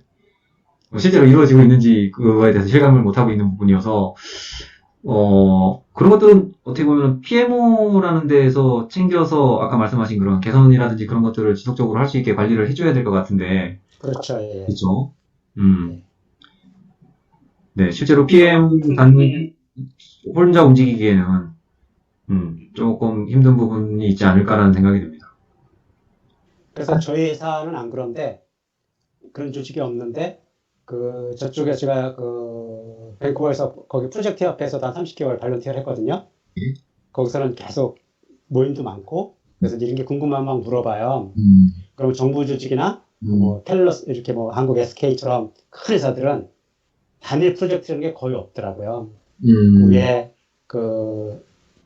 프로젝트 위에 프로그램 매니저가 있고 그렇죠. 그 외에 포트폴리오 포트폴리오 매니저가 매니저가 있어서 있고. 예, 예. 예, 그게 나 처음에 이제 그걸 얘기 들었는 경험한 사람들을 음. 못 만나봤잖아요. 그래서 네네네. 계속 만나보다 보니까 예. 뭐 보건소라든지 뭐 이런 거 일하고 시청 이런데 꼭 그게 있더라고요. 포트폴리오 매니저, 또 프로그램 매니저는 몇 개의 프로젝트를 가지고 있고 그렇죠. 그 사람들이 거의 시니어 매니저예요. 그래서 그렇죠, 레슨 그렇죠. 런드가 나오면 예, 걔를 시행할 수 있는 권한이 있는 거예요. 그렇죠, 그렇죠. 사후 처리를. 예, 예, 예. 예, 그렇게 해서 그걸 반영을 하는 것 같더라고요. 뭐 깊은 얘기는 못 해봤는데 이렇게 네. 뭐 얘기 좀 하다 보면. 안타까운 게 뭐냐면 그 레슨앤원이 나오면 그 PM 위에 PD가 있잖아요. 프로젝트 디렉터. 네. 부문장 또는 뭐 실장 이런 그렇죠, 그렇죠. 사람들. 그분들이 그 좁은 레슨을 계속 그 피드백을 받아서 협업에 반영을 시켜서 해본다. 참 좋은 일이에요. 근데 이분들이 임원이라는 자리가 계속 사람이 바뀌면서 자기가 새로운 자리로 오면 다른 챌린지가 생기는 거예요. 그렇죠. 그렇죠. 예, 이게 가장 큰 문제더라고요. 네. 그래도 회사는 사람에 의해서가 아니라 시스템으로 시스템을 움직여야 되는데, 그렇죠. 예. 그래서 그래서 그 가버넌스가 중요한 거예요. 가버넌스. 그렇죠, 그렇죠. 요즘에서 가버넌스 계속 강조하잖아요. 네. 요번에 시사 매뉴얼 번역하는데 2장 도메인 2가 다 가버넌스야. 예. 그래서 그 가버넌스가 이제 가버넌스가 기업 가버넌스도 있고, 예. 그러니까 저희가 IT 같은 경우는 이제 조직 가버넌스, 기업 가버넌스죠. 조직 가버넌스에 맞게 위치하게 IT 가버넌스를 만들고 또 뭐 정보 보호 가버넌스를 만들어서 이제 일치해서 이렇게 나가거든요. 근데 이제 현실적으로는 아까 말씀하신 것처럼 이제 실제 비즈니스에서는 영업하고 이런 데서는 각각 부문장이나 그 높으신 분들이 그 성과를 내야 되니까 또 상황이 바뀌면 또 새로운 챌린지가 생기고 그러다 보니까 팔로우 안 되는 건 진짜 거의 뭐 힘들 것 같아요. 예. 그러니까 그 큰 틀에서 그 조직도를 아예 바꿔버리잖아요. 네. 현진이 새로 구성이 되면 그렇게 되면은 업무 프로시저도 좀 조금씩 달라져요. 그리고 그분들의 챌린지를 반영할 수밖에 없고. 근데 이거는 이렇게 어떤 자세한 내용을 가지고 하나를 이제 예시를 가지고 이제 얘기를 하면서 보는데 이게는 좀 예민한 문제니까 좀 안타까운 부분이 있긴 있네요. 네. 그러면서 조금씩 진화해 나가겠죠. 뭐. 예. 네, 방금 말씀하신 PMO 관련된 부분들은 이 마지막 베스트 인 클래스라는 부분에서도 또 언급이 되고 있습니다. 이것도 마찬가지로 작년에 2018년도 PMO 오브 디 이어 파이널리스트로 올라온 프로젝트의 내용인데, 여기서도 보면 그 엔터프라이즈 PMO라는 얘기가 나오면서 방금 말씀하신 그런 거버넌스에 대한 내용이 나오고 있고, 그렇게 해서 공립학교에서 진행된 프로젝트이고, 그 프로젝트를 통해서 뭐 결과적으로 55%였던 그 졸업률, 고등학교 같은데요. 졸업률이 55%예요. 그게 86%까지 2016년도에 증가를 했다. 그래서 프로젝트 관리의 모범 사례다라고 해서 나오고 있습니다. 이런 것들은 뭐 계속해서 벤치마킹 하려고 다른 데서도 많이 하고 있다라는 내용이 되고 있네요. 역시 PMO, 거버넌스 관련된 조직에 대한 그런 중요성은 다 마찬가지인 것 같습니다. 예. 거의 네. 2시간 걸렸네요. 예. 있습니다. 아까 처음에 시작하면서 1Q 3개월치 다 해보자라고 시작을 했는데, 막상 해보니까, 얘기가 좀 다양한 얘기들이 돼서, 지금 1개월분 가지고, 시작해서 거의 1시간 반이 지나고 있어가지고요. 아무래도 1개월분씩 끊어서 가야 될 것 같네요. 제가 리뷰를 한번, 레스트럭티브. 예. 부탁드리겠습니다. 저부터 할게요. 예. 지금 뭐 현실적으로는 1호로밖에 할 수 없는 시간인데, 네. 저는 약간 입에 발린 얘기를 하자면, 네. 근래 2시간을 이렇게 많이 배우고 새로운 걸 느끼고 이런 시간이 없었어요. 네. 그리고 우리 4명뿐이 아니고 네네. 기회가 된다면 한 분이라도 더 해서 그럼요. 지금 그 경험이 다양해서 제가 담당해서 결코 들지 못하는 생생한 그 현장의 목소리를 들어가지고 네네네. 아주 진짜 잘했다. 예. 그리고 사실 뭐 시간이 아까울 정도로 지금 할 얘기들이 서로 많잖아요. 그렇죠. 그래서 그 시간 때문에 뭐 1호로밖에 할 수가 없는 상황이긴 하지만 나중에 더 다른 분들을 더 참여할 수 있는 기회가 돼서 네. 일요일밖에 마칠 수 없는 예. 그런 핑계로다가 끝마치는 예. 예, 아주 예, 그렇습니다. 되게 예. 유익하고 예. 좋은 시간이었습니다. 제가 언어 유희가 이것밖에 안 돼가지고 더 이상 표현은 잘 못 드겠는데 별 말씀. 고마운 기회였습니다. 예, 감사합니다. 예. 어머진 PM님, 이제 한 말씀 부탁드리겠습니다. 저도 하고 싶었던 말씀을 위원님께서 똑같이 해주시는 것 같은데 정말 저도 1호로 분으로 2시간까지 얘기할 줄은 몰랐을 정도로 네네. 다양한 이제 이야기를 해주셔서 시간을 많이 좀 넓힐 수 있었었고요. 예, 예. 똑같은 생각입니다. 정말 다른 분이 한두 분이라도 더 오신다면 네. 저희 대화가 훨씬 더 많이 풍부해질 수 있을 것 같아서 예. 다음 2호로 아마 리뷰를 할 시간일 텐데 그때는 예. 다른 분들 참석하셔서 예. 더 좋은 시간 만들었으면 좋을 것 같아요.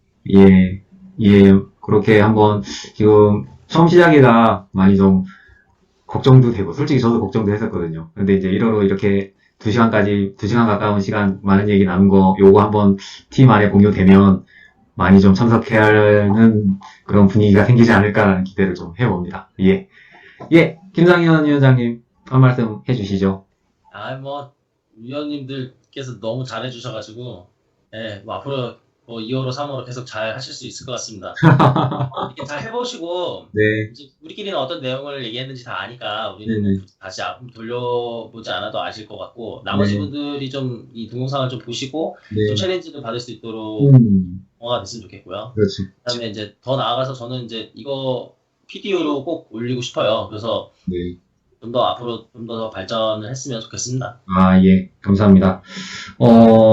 말씀해주신 대로, 아까도 말씀드렸지만, 1호로, 3호로까지 양도 많은데, 2시간, 와, 이러면서 시작을 했는데, 1개월 내용 가지고 지금 2시간 가까이 진행이 됐고요. 말씀해주신 대로, 오늘 건설 쪽에 2분하고, 우리 방송 IT 쪽에 계신 분, 그 다음에 저까지 해서 이렇게 각 분야에서, 산업 분야에서 프로젝트 관리나 그 사업 관련된 얘기나 이런 것들 얘기 많이 나눌 수 있는 기회가 돼서 굉장히 좋은 시간이었던 것 같습니다.